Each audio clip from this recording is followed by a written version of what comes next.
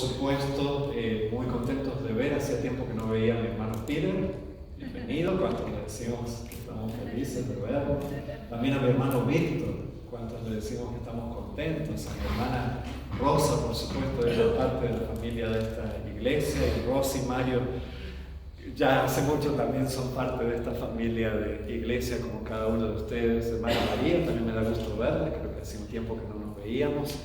Y a cada uno de ustedes, al inicio de este año, qué lindo es poder estar juntos como familia de iglesia. No dejemos de orar por aquellas familias que han sufrido pérdidas, como nos comentaba Gaby, una familia muy querida de ella, la familia Loaiza, la familia Rodríguez, que también, Rodríguez Centeno, ¿verdad? Suegra de sobrino del hermano Tomás, que han fallecido y hoy están acompañando a los familiares que han sufrido esta pérdida, ¿verdad? Así que no dejemos de orar los unos por los otros. Sabemos que servimos a un Dios que nos acompaña aún en los momentos. Disculpe, por la hermana Cristina Pérez también. Perfecto, perfecto. Claro que sí. Sigamos orando siempre los unos por los otros, ¿verdad? Sigamos orando siempre los unos por los otros y en el inicio de este año confiando en nuestro Señor más que nunca, ¿verdad? Vamos a abrir nuestras Biblias en esta mañana en el Evangelio de Mateo, el capítulo 2. Evangelio de Mateo, el capítulo 2. Bienvenida a nuestra hermana también, un gusto de tenerla aquí con nosotros. Es un gusto que nos acompañen cada uno de ustedes. El Evangelio de Mateo, el capítulo 2, y en esta mañana vamos a estar repasando y extrayendo algunas lecciones importantes de los primeros 12 versículos. Una de las historias más fascinantes que encontramos en los evangelios, todas ellas lo son, pero esta es muy especial porque nos destaca algunos aspectos que al comienzo de este nuevo año pueden ser de mucho aliento y fortaleza para cada uno de nosotros. ¿De quién se cuenta la historia aquí en el inicio del capítulo 2 de Mateo? Los conocemos como magos, sabios, reyes. Evidentemente eran personas de la clase dirigente del lugar de donde venían. ¿De dónde venían ellos? Del oriente, o sea, al este de Israel están los países árabes, Persia en ese tiempo, aproximadamente de esa región, no sabemos con exactitud dónde, pero esta historia es muy relevante para cada uno de nosotros por más de una razón. Pero de paso, hay algo que notamos inmediatamente al abrir nuestras Biblias. Fíjense los versículos anteriores, en el capítulo 1. El capítulo 1 viene la genealogía de Jesús y también se describe el nacimiento de Jesús, especialmente los eventos relacionados con María, con José y el nacimiento de Jesús, de los versículos 18 al 25. Y es interesante porque Mateo dedica 8 versículos a esa parte del nacimiento de Jesús que tiene que ver con la historia de María, de José y algunos conceptos muy importantes. Pero ¿saben cuántos versículos dedica Mateo a la historia de los sabios de Oriente? Está fácil porque empieza con el 1 y termina con el 12. 12 versículos. ¿Por qué será que Mateo le dedica tanto espacio y atención a esta historia? Incluso un tercio más de versículos de los que dedica a José y María. Bueno, de hecho, cada evangelista, ustedes saben que hay 4 evangelios, Mateo, Marcos, Lucas, Juan, enfatizan distintos aspectos de la vida y de la obra de nuestro Señor Jesús. Y algunos de ellos destacan aspectos que no destacan los demás. Esta historia solamente la cuenta Mateo el evangelista. Hay otras historias relacionadas con el nacimiento de Jesús que solamente la cuentan algunos de los otros evangelistas. Por ejemplo, la de los pastores. ¿Quién es el único evangelista que la cuenta? Lucas. De hecho, Marcos ni siquiera comienza con el nacimiento de Jesús, sino con el ministerio público de Jesús, ¿verdad? Y Juan destaca otros aspectos doctrinales, teológicos, especialmente la divinidad de Jesús, el verbo de Dios, la palabra de Dios hecha carne. Pero estas dos historias, la de los sabios de Oriente que destaca solo Mateo y la de los pastores que destaca solo Lucas, son muy reveladoras. Y el espacio que le dedica Mateo, yo creo, ¿cuántos creen que no es casualidad? Amén. Que la Biblia esté como esté, ¿verdad? Y que se le dedique tanto espacio a esta historia. ¿Qué nos podrá decir esta historia a nosotros que vivimos al comienzo de, ya pisando la tercera década del siglo XXI, ¿verdad? Parece mentira, pero estamos comenzando una nueva década. ¿Qué nos puede decir a nosotros? Bueno, yo creo que el mensaje es un mensaje sumamente especial. Y es que la llegada de Jesús a este mundo, y gracias a que Él vino la primera vez, tenemos la certeza de que Él va a venir la segunda. Amén. Gracias a que Él triunfó en la cruz, porque vino a nacer y a morir por nosotros, tenemos la certeza de que Él va a venir a buscarnos. Amén. Lo cierto es que el nacimiento de Cristo Jesús tiene mucho que decirnos con estas dos historias y estos dos grupos de personas que quizás estaban más atentos que nadie al nacimiento del Mesías. ¿De dónde eran estos personajes? De Oriente. Obviamente ellos pertenecían o no pertenecían al pueblo de Israel. Fíjense lo que dicen los primeros dos versículos. Cuando Jesús nació en Belén de Judea en días del rey Herodes, vinieron del oriente a Jerusalén unos magos diciendo: ¿dónde está el rey? ¿Y cómo lo describen? Nuestro rey, el rey de los judíos que ha nacido. Es interesante porque obviamente al venir de otro país, esta gente era considerada pagana, gentiles. Si ustedes tienen la oportunidad de leer en algún momento esta semana el capítulo sobre los sabios de Oriente, en el deseo de toda la gente, van a encontrar detalles hermosos, que hoy no tenemos tiempo de cubrirlos a todos, por supuesto. Pero esta gente era considerada paganas, gentiles, y por lo tanto, aún los judíos de tiempos de Jesús consideraban que no tenían ningún acceso a la salvación. Y de hecho, la otra historia que cuenta Lucas, la de los pastores en Belén, si bien es cierto que eran judíos, posiblemente, probablemente, sin embargo, ¿a qué clase socioeconómica pertenecían? Más abajo de lo que podemos imaginar, no podemos ir más abajo que ellos, ¿verdad? Y los sabios de Oriente, ¿a qué clase socioeconómica pertenecían? A la más alta, pero tenían a los ojos de los demás judíos un gran defecto, y era que no eran judíos, eran gentiles.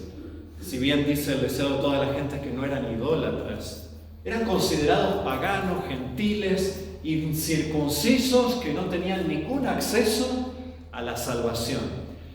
Mi querido hermana, mi querida hermana, en esta mañana, al estar al comienzo no solo de un nuevo año, sino de una nueva década, las buenas nuevas que el Señor quiere compartir con nosotros es que Jesús vino a este mundo como redentor de toda la humanidad. Y eso te incluye a ti, te incluye a mí, incluye a las personas de todas las clases socioeconómicas, incluye a las personas de todos los orígenes. Tal vez haya alguien aquí que diga: pastor, si usted conociera mi pasado, mis orígenes, realmente yo no voy para nada aventajado en esto. Déjenme decirles que por eso están estas historias aquí en la Biblia. Amén. Estos grupos de personas estaban considerados entre los más lejanos y los que menos acceso podían tener a la salvación, y sin embargo son aquellos que más listos estaban para recibir a Jesús. Eso quiere decir que lo importante no es cuánta cantidad de luz tú tengas en el presente o hayas recibido. Lo importante es que tú seas fiel a lo que conoces. Y aunque sea poquito la luz que Dios te está revelando, que camines en esa luz y Dios te va a seguir revelando mucha más luz. De paso, ¿quiénes eran estos hombres? Ya dijimos que pertenecían a la clase dirigente, gobernante. Se los describe en el deseo de toda la gente como filósofos, observadores de los cielos, aunque probablemente no idólatras. Y lo interesante es que ellos no tenían acceso tal vez a todas las escrituras disponibles en ese tiempo, pero tenían cierto acceso. Lo interesante es cómo Dios capta su atención y cómo ellos son fieles en dar esos pasos de fe, aunque tal vez en comparación tenían mucho menos luz que la mayoría del pueblo de Israel, ¿verdad? Y sin embargo, los que más luz tenían dejaron de ver a Jesús. Que hay lecciones muy importantes también para nosotros. Dios no excluye a nadie de la oportunidad de conocerlo. Y a veces quizás los que más oportunidades hemos tenido no somos los que más las aprovechamos. Así que hay muchas lecciones importantes. ¿Qué podríamos decir de estos hombres? Miren ustedes el versículo 2. Vinieron preguntando hasta Jerusalén: ¿dónde está el rey de los judíos que ha nacido? Porque hemos visto, ¿qué cosa? Su estrella hemos visto en el oriente y venimos a adorarle. ¿Qué habían visto ellos? ¿Era una estrella común? Si les captó la atención es porque es algo que nunca estaba en esa parte del cielo. De hecho, si ustedes se imaginan Arabia, Persia, ellos mirando hacia occidente, hacia donde está Israel, en esa dirección vieron aparecer en el cielo una estrella especial. ¿Qué significado tenía esta estrella? ¿Por qué les llamó la atención? ¿Por qué utilizó Dios este medio para captarles la atención? Tal vez ellos tenían muy poquita luz, pero la luz que tenían estaban dispuestos a seguirla. Y qué maravilloso es eso, ¿verdad? Tal vez alguien aquí pueda decir: pastor, yo realmente no he tenido muchas oportunidades, mis orígenes son humildes, mi familia no me enseñó mucho de Dios. Sin embargo, si Dios te está mostrando esa luz y tú eres fiel en caminar en ella, Dios te va a manifestar su gloria como tú no te imaginas. Dios mismo se va a manifestar en tu vida como lo hizo con ellos. Vamos un instante al libro de Números, el capítulo 24 y el versículo 17. Números, capítulo 24 y versículo 17. Por medio de tradiciones orales, pero tal vez también con el acceso a ciertos manuscritos antiguos, estos hombres de Oriente conocían una profecía que está registrada en el libro de Números. ¿Alguien recuerda quién fue el profeta que dio esta profecía? Obviamente Dios utilizó a este profeta, un profeta un poco extraño, ¿verdad? Balaam. ¿Quién era Balaam? Balaam también pertenecía a los pueblos del oriente, y cuando el pueblo de Israel estaba viniendo hacia la tierra prometida, el rey de Moab le dijo: te voy a dar mucho dinero para que vengas y me maldigas a este pueblo, al pueblo de Israel. Y lamentablemente Balaam se dejó comprar por dinero, pero cuando él fue a proclamar lo que iba a decir, de su boca no salió maldición, sino que salió bendición. Y de hecho, hasta una profecía del Mesías también. Mire lo que dice el versículo 17. Lo veré, mas no ahora. Lo miraré, mas no de cerca. Saldrá, ¿y qué dice allí? estrella de Jacob, y se levantará centro de Israel, e herirá las sienes de Moab. Imagínense, el rey de Moab le estaba pagando para que maldijera al pueblo de Israel, y salió todo a la inversa, ¿verdad? Y destruirá a todos los hijos de Seth, será tomada de Edom, etc. Si bien es cierto, ¿qué rey habría de conquistar y destruir estas naciones? El rey David. Pero ¿será que a eso estaba apuntando esta profecía? En última instancia, ¿quién habría de venir de la descendencia humana de David como el Mesías prometido? Cristo Jesús. Y fíjense, Dios utiliza un milagro, bienvenidos, Dios utiliza un milagro para captar la atención de estos sabios de Oriente, así como Dios utiliza a menudo milagros en nuestras vidas, para que nosotros reconozcamos su poder y grandeza, su amor en nuestras vidas. Pero vamos a notar que Dios no hace milagros en el vacío, simplemente para que nos quedemos con el milagro. Detrás del milagro siempre hay un propósito.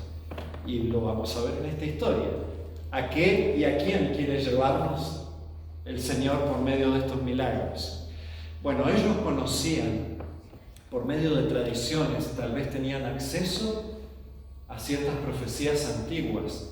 Y una vez que ellos vieron esta estrella milagrosa en el occidente, en dirección a la tierra de Israel, ellos recordaron esta profecía de Balaam y escudriñaron en las Escrituras y reconocieron de que había elementos que indicaban que el Mesías, el prometido rey de Israel, también tendría una manifestación, y es llamado aquí en la profecía de Balaam, se lo denomina con la figura de una estrella, saldrá una estrella de Jacob. Dios utiliza esto para captar la atención, pero una vez que Dios les capta la atención es para llevarlos por medio de este milagro a un estudio de qué, digámoslo fuerte, de su palabra. Y vamos a ver que esto se ratifica, y no es casualidad que ellos lleguen a donde llegan en Israel, porque se tenía que cumplir todo según lo que estaba escrito en la palabra. Así que Dios hace milagros, pero esos milagros que Dios hace no son en el vacío o por gusto simplemente, sino que son siempre para llevarnos a su santa y divina palabra. De paso, ¿qué vieron ellos? Y aquí es lo lindo de cómo se une la historia de los sabios de Oriente y los pastores de Belén. ¿Qué vieron ellos? La Biblia no nos da todos los detalles. Cuando uno lee en el deseado de todas las gentes, se nos dice que lo que ellos vieron en dirección a la tierra de Israel era la nube angélica o angelical. ¿Qué estaban haciendo los ángeles en Belén en esos días? Manifestándose a los pastores, otro grupo desechado por la sociedad, ¿verdad? Lo más bajo de lo más bajo. Y sin embargo, ellos ven esta estrella, ellos no sabían que eran ángeles, pero era un coro angelical. Y aquí se unen las dos historias, ¿verdad? De una manera. ¿Cuánto les llevó viajar de un lado a otro? No sabemos con exactitud. El mundo cristiano recuerda ahora, especialmente los países hispanohablantes, recuerdan el 6 de octubre, Día de Reyes, ¿verdad? Más allá de que las fechas no las sabemos con exactitud, no sabemos si les tomó realmente 2 semanas de viaje ir de un lado a otro, pero sí les debe haber tomado unos cuantos días, no era un viaje fácil. Miren la geografía del lugar y vean los desiertos que hay que atravesar. Y díganme si no tuvieron que hacer un gran esfuerzo. Y sin embargo, fue un viaje feliz para ellos, porque estaban yendo y estaban siendo guiados por Dios, de menos a más, de un milagro a las Escrituras. Y vamos a ver de las Escrituras a quién, ¿verdad? Ellos estaban siendo guiados de una manera especial. Y de paso, para que nos imaginemos ese cuadro, los sabios en Oriente, en Belén, los pastores y ese coro de ángeles esa estrella angelical, es lo que ellos están viendo desde lejos. Y de paso, más allá de que no sabemos fechas exactas, si tienen sus himnarios, es más, podemos poner no la música, pero la letra del himno 83. Meditaba en algo que menciona aquí, y más allá de que no sabemos todos los detalles, nos puede ayudar a imaginar el cuadro, ¿verdad? La primera Navidad en Belén sucedió. A pastores el ángel les anunció. Velaban el rebaño con solicitud. En la noche de invierno de dulce quietud. Podemos pasar al coro y la segunda estrofa, una más. La estrella contemplaron con grande pavor. Ahora hablando ¿de quiénes? De los sabios. En el este brillando con gran resplandor.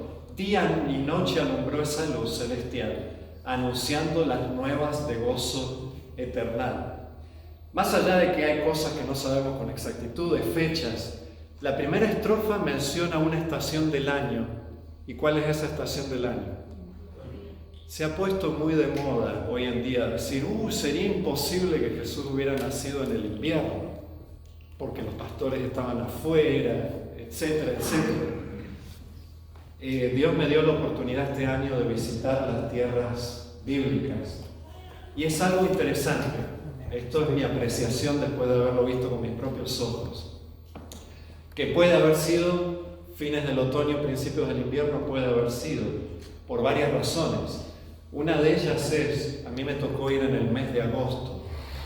Jerusalén y Belén están separadas por solo 8 kilómetros. De Jerusalén y Belén hacia el este, hasta llegar a Jericó, ya bajando de las montañas, lo que hay es el desierto de Judea. Y déjenme decirles, habiendo estado ahí en verano, que es un desierto donde las montañas no tienen ni un pastito. Pero ¿qué ocurre en el invierno? Busquen en fotos de Israel, pongan desierto Judean Desert en Google, y miren lo que sucede entre noviembre y febrero. Esas montañas que yo estuve ahí con 40 y no sé cuántos grados centígrados. Jericó hacía como 44 grados centígrados, eso sería como 110 Fahrenheit cuando estuve en agosto. Es un calor para morirse, todo seco. Bueno, más allá de que hay algunas palmeras ya más cerca del Jordán, pero eso es un sequedal. Sin embargo, miren, busquen fotos, ¿qué sucede cuando vienen las lluvias del invierno? Esas colinas que no tienen nada, reverdecen. Y no sería extraño que los pastores hubieran estado afuera dándoles de comer, en vez de heno, pasto verde, ¿verdad? A las ovejas. Pero lo cierto, lo que yo quiero es que visualicen, en el oriente están estos sabios, y lo que ellos ven es lo mismo que están viendo los pastores de cerca. Dios hace un milagro, pero para llevarnos a la Biblia. ¿Qué hacen ellos al seguir esta estrella? Finalmente llegan. ¿Y llegan hasta dónde? ¿Llegan directamente a Belén o paran en otra ciudad? ¿Qué dice allí? Mateo 2. ¿Qué dice? ¿Vinieron del oriente a dónde? Antes de venir a Belén, vinieron a Jerusalén. Si ustedes leen en más detalles en el deseado de toda la gente, dice que esa estrella angelical se posó sobre el templo de Jerusalén y allí desapareció. Y ellos llegaban bien ilusionados. Dijeron, aquí llegamos y todo el mundo debe estar celebrando el nacimiento del rey de los judíos. Pero se llevan una tremenda decepción. Comienzan a preguntar. Nadie les decía ni una palabra.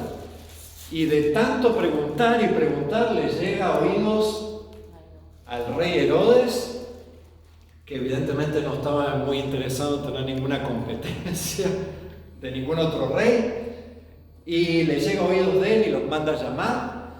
Y finalmente, imagínense ustedes este estudio bíblico, un estudio, yo creo que uno de los más extraños de la historia. Miren el versículo 3. Oyendo esto, el rey Herodes se turbó y toda Jerusalén con él. Y convocados todos los principales sacerdotes y los escribas del pueblo, les preguntó dónde había de nacer el Cristo. Y ellos le respondieron con muchísimo entusiasmo, ¿verdad? No. Y Herodes, que no era para nada tonto, dijo: aquí esta gente que no me quiere decir nada, evidentemente, como es el dicho nuestro, aquí hay gato encerrado. Si no me quieren decir nada es porque de verdad ha nacido el rey de los judíos y todos estos se están quedando callados. Imagínense este estudio bíblico. Herodes les tiene que exigir que le digan la verdad. Les tiene que exigir. Imagínense el estudio bíblico a